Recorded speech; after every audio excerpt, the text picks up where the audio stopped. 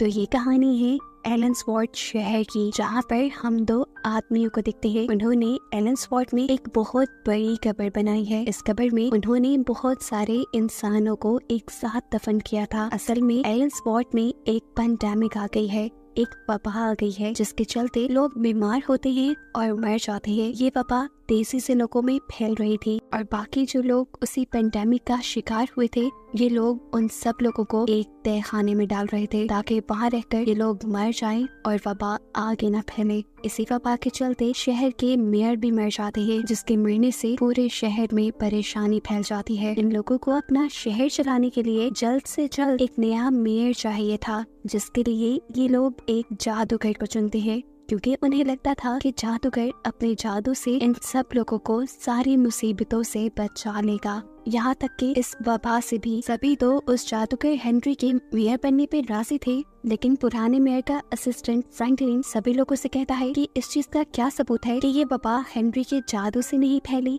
ये भी तो हो सकता है कि ये वबा जादूगर ने ही फैलाई हो ताकि मेयर मर जाए और इसे नया मेयर बना दिया जाए। लेकिन हेनरी और इस शहर का कोई भी आदमी फ्रैंकलिन की बातों पे ध्यान नहीं देता और हेनरी सब लोगों से कहता है कि अगर आप लोगों ने जल्दी कोई फैसला ना किया मुझे मेयर बनाने का, तो यहाँ और भी बड़े बड़े नुकसान हो सकते हैं। इतनी ही देर में हेनरी के पास उसकी बेटी भी आती है, जिसके भी हाथों पे छाले पड़ चुके थे, यानी वो भी पेंडेमिक का शिकार हो गई थी और जल्द ही मरने वाली थी। ये देखकर हेनरी कहता है बस बहुत हो गया, अब मैं इसका इलाज करके ही रहूंगा। वो अपने जादू से इस पेंडेमिक को खत्म करने का फैसला करता है और सारे शहर वाले उसका साथ देने को तैयार हो जाते हैं। अगले सीन में दिखाया जाता है कि हेनरी अपने जादू की मदद से उस पेंडेमिक को तो खत्म कर देता है, लेकिन इतना ताकतवर जादू इस्तेमाल करने के साइड इफेक्ट में इन सब के सर पे एक नई मुसीबत आ गई थी। हेनरी के इस जादू की वजह से इस शहर में एक बहुत बड़ा मॉन्स्टर आ गया था, जिसे वो कंट्रोल नहीं कर पाता। उसको कंट्रोल करने का सिर्फ एक ही रास्ता था कि साल में एक दफा उसे किसी इंसान की बलि दी जाती थी, जिसे वो खाकर पूरा साल इस शहर वालों को तंग नहीं करता था। ऐसे ही हमें दिखाया जाता है कि वो मॉन्स्टर एक मासूम इंसान को मार कर खा गया, जिसे खुद गांव वालों ने एक सैक्रिफाइस के तौर पे बांध के रखा था और उसके हाथ पे खास किस्म का सिंबल भी था। खैर सीन अब बदलता है और हम जंगल में एक ग्रुप को देखते हैं।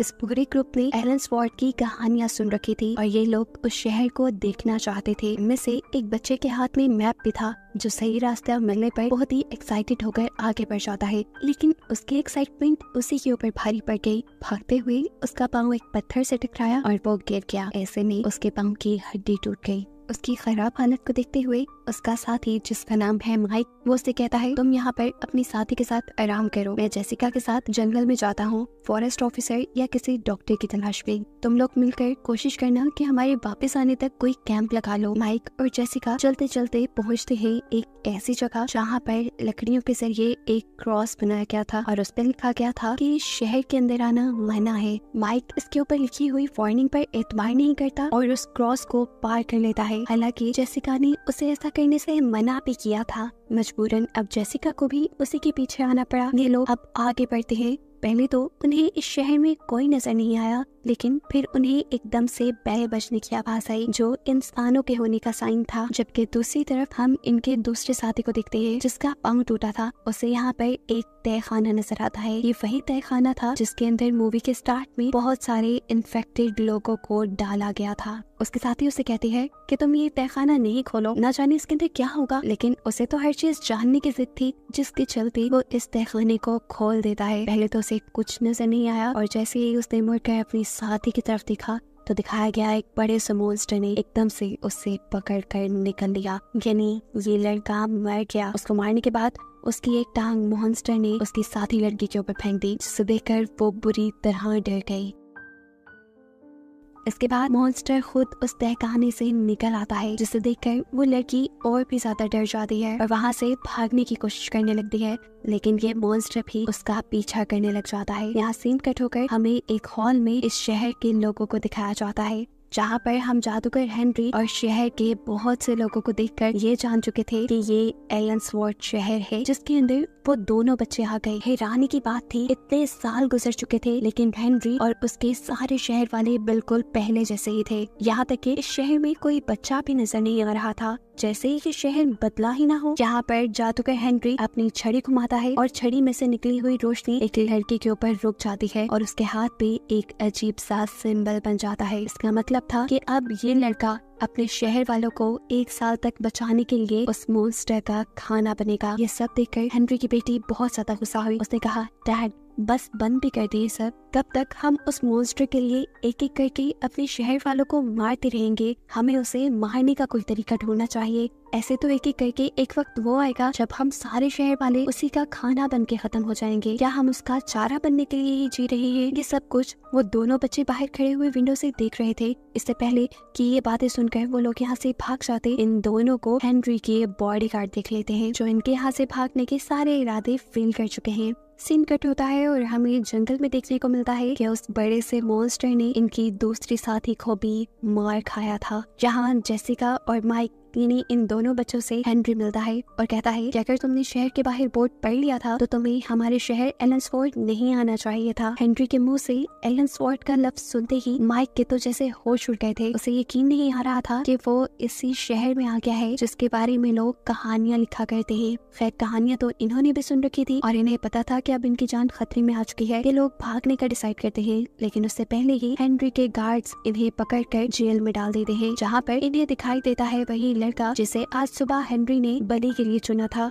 माइक जब उससे पूछता है कि तुम यहाँ पे क्या कर रहे हो, तब वो आदमी बताता है कि मुझे सैक्रिफाइस के लिए चुना गया है ताकि मेरे शहर के लोग 1 साल तक अमन और सुकून से रहे। ये सुनकर माइक को तो बिल्कुल एतबार नहीं हुआ था, ये बिल्कुल कहानियों जैसा था। यहाँ दूसरी तरफ हेनरी की बेटी फ्रैंकलिन से मिलती है और उससे कहती है कि आप समझाते क्यों नहीं हेनरी को? एक एक करके कई लोग उस मॉन्स्टर का शिकार बन चुके हैं। क्या हम उस मॉन्स्टर का चारा बनने के लिए जी रहे हैं? हमें हर हाल में उसे मारने का तरीका अब ढूंढना ही होगा। जहाँ हेनरी को ये भी मालूम हुआ था कि माइक और जेसिका के 2 और दोस्त भी जंगल में थे। उसके 2 गार्ड्स उन दोनों साथियों को ढूंढने के लिए गए। जंगल में जाते ही दोनों मॉन्स्टर का शिकार बन गए। यहाँ फ्रैंकलिन हेनरी की बेटी के कहने पर हेनरी से बात करने के लिए आया था। वो सबसे पहले हेनरी से सवाल करता है कि तुमने जो उन दोनों बच्चों को पकड़ा है तुम उनका क्या करोगे? जवाब में हेनरी कहता है कि मैं उनका सैक्रिफाइस करवाऊंगा। ये सुनकर फ्रैंकलिन को शॉक लगा, क्योंकि आज से पहले तक उसे लगता था कि हेनरी की जादुई छड़ी लोगों को सैक्रिफाइस करने के लिए चुनती है, लेकिन आज उसे ये बात मालूम हो गई थी कि हेनरी खुद लोगों को सैक्रिफाइस करने के लिए चुनता है। और ये बात फील होते ही वो हेनरी से कहता है, मुझे लगता है कि ये सारा कुछ तुम्हारा किया धरा है। तुमने जादू किया मेयर बनने के लिए, लेकिन वो जादू तुमसे कंट्रोल ना हो पाया और उसके चक्कर में हम इस मॉन्स्टर के कर्स में आ गए। यानी हमें इस मॉन्स्टर का श्राप मिला, वो भी तुम्हारे जादू की वजह से। यहाँ पर हेनरी की बेटी जेल में एक लड़के से मिलती है, उसी लड़के से जिसे सैक्रिफाइस के लिए चुना गया था। वो उससे बताती है कि तुम्हारी जान बख्शी गई है, अब तुम्हारी जगह इन दोनों का सैक्रिफाइस देंगे मेरे डैड। ये सुनकर वो खुश नहीं होता, उल्टा गुस्सा हो जाता है और कहता है इसमें इनका क्या कसूर, इन बेचारों को क्यों मारा जा रहा है। इसी बात की समझ जब हेनरी की बेटी को आती है तो वो अपने डैड से लड़ने के लिए पहुंच जाते हैं। वो अपने डैड से कहती है, बस बहुत भी हो गया, आपको इतना सारा जादू आता है, क्या आप ये जादू तोड़ नहीं सकते? हेनरी उसकी बात का कोई जवाब नहीं देता और उसे यहाँ से जाने को कहता है।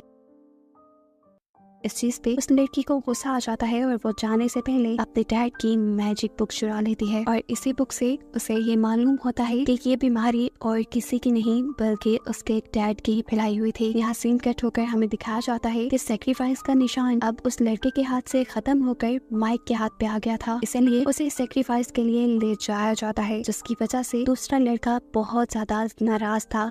माइक के जाने से खतरे में देखकर जेसिका भी रोने लगी थी, क्योंकि आज माइक मरा है तो कल को उसने मरना था। गांव वाले माइक को ले जाकर उसी लकड़ी के क्रॉसफिक्स पे लटका देते हैं, लेकिन उसकी किस्मत अच्छी थी क्योंकि सच जानने के बाद हेनरी की बेटी सबसे पहले जेल में आकर अपने दोस्त और जेसिका को छुड़वाती है और फिर ये सब मिलकर माइक को बचाने के लिए निकल जाते हैं। मॉन्स्टर अब उसके बिल्कुल सामने था। इससे पहले कि वो माइक को खा लेता, ये लोग माइक को जंजीरों से उतारकर सब यहाँ से भाग जाते हैं। जब तक मॉन्स्टर इस क्रॉसफिक्स के करीब आता है तो अपने शिकार को यहाँ ना पाकर वो बहुत ही ज्यादा गुस्से में आ चुका था और उसके गुस्से का मतलब था कि अब वो इस पूरे शहर को तबाह कर देगा, इस पूरे शहर को खा जाएगा। यहाँ भागे हुए लोग यानी हेनरी की बेटी, उसका दोस्त माइक और जेसिका, वो एक खास बाउंड्री लाइन तक पहुँचते हैं। हेनरी की बेटी जेसिका और माइक से कहती है, तुम दोनों इस लाइन को पार करके यहाँ से भाग जाओ, तुम्हारी जान बच जाएगी। लेकिन हम इस बाउंड्री लाइन को पार नहीं कर सकते क्योंकि हम किसी मैजिकल स्पेल में बंधे हुए हैं। अभी वो लोग यही बात कर रहे थे कि इनके पीछे मॉन्स्टर आ गया।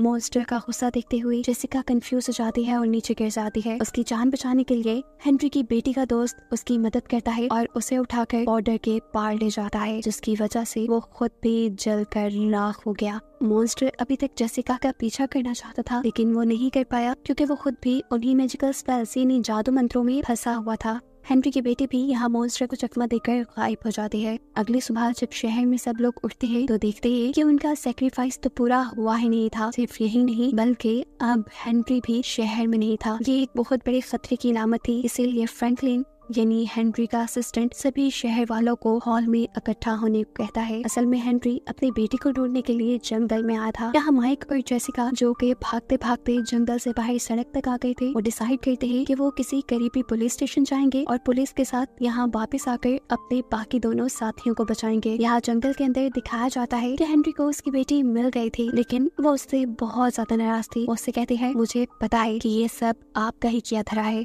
आपके ही जादू की वजह से वो मॉन्स्टर हमारी जानों के पीछे पड़ा हुआ है। उस समय हेनरी जैसे ही उसकी तरफ पड़ता है तो यहाँ उसकी बेटी अपने गले में पहने हुए लॉकेट की मदद से उसके हाथ से उसकी जादू की छड़ी दूर गिरा देती है। साफ मतलब था कि उसने अपने डैड की जादुई बुक से कुछ जादू सीख लिया था। अपने डैड को अकेला जंगल में छोड़कर अब वो वापस आ गई। उसने शहर में आके फ्रैंकलिन और शहर वालों से कहा कि अब हमें उस मॉन्स्टर से डरने की जरूरत नहीं, जल्द ही हम उस मॉन्स्टर से छुटकारा पाएंगे। हमें बस कुछ बड़ा प्लान करना होगा और एक साथ मिलकर काम करना होगा, लेकिन उससे पहले तक भी हमें मॉन्स्टर से बचना है। इसके लिए मैं आप सबको एक मैजिकल स्पेल यानी जादू मंत्र बताती हूँ। सब अपने घर में एक एक कैंडल जलाकर उस मंत्र को पढ़ ले और अपने घरों के बाहर नमक से एक दायरा बना दे, जिसकी वजह से ये मॉन्स्टर उनके घरों में हमला नहीं कर पाएगा। अब क्योंकि हेनरी तो यहाँ था नहीं, इसीलिए सभी लोग हेनरी की बेटी को हेनरी की जगह मानकर उसकी बात मानते हैं और अपने घर में एक एक कैंडल जलाकर उसका बताया मंत्र पढ़ते हैं और अपने घरों के साइड पे व्हाइट कलर का यानी नमक से एक दायरा बना लेते हैं। जैसे ही अब मॉन्स्टर उनके शहर पे हमला करने आता है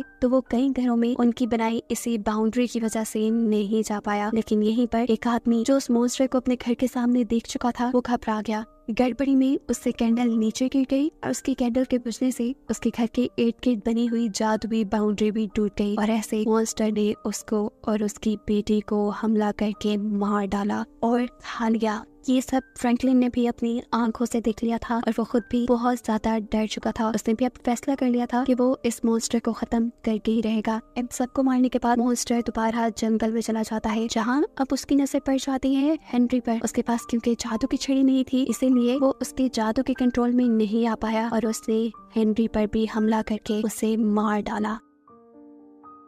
यहाँ शहर में हमें दिखाया जाता है कि माइक और जेसिका पुलिस स्टेशन पहुंचे। उन्होंने पुलिस को एलेंसवॉर्थ शहर के बारे में बताया और ये भी बताया कि कैसे उनके साथ ही और वहाँ पर मौजूद कई लोग खतरे में हैं। वो चाहते थे कि पुलिस आकर उनकी मदद करे, लेकिन एलेंसवॉर्थ नामी शहर का नाम सुनते ही पुलिस वाले इन्हें पागल समझने लगे, क्योंकि पुलिस के मुताबिक वो शहर सिर्फ किताबों में बसता था। माइक जब इंसिस्ट करता है उन्हें कि आप मेरी बात माने, मेरी बात सुने, तब पुलिस को लगता है कि जरूर ये लोग किसी ड्रग का नशा करके आए हैं।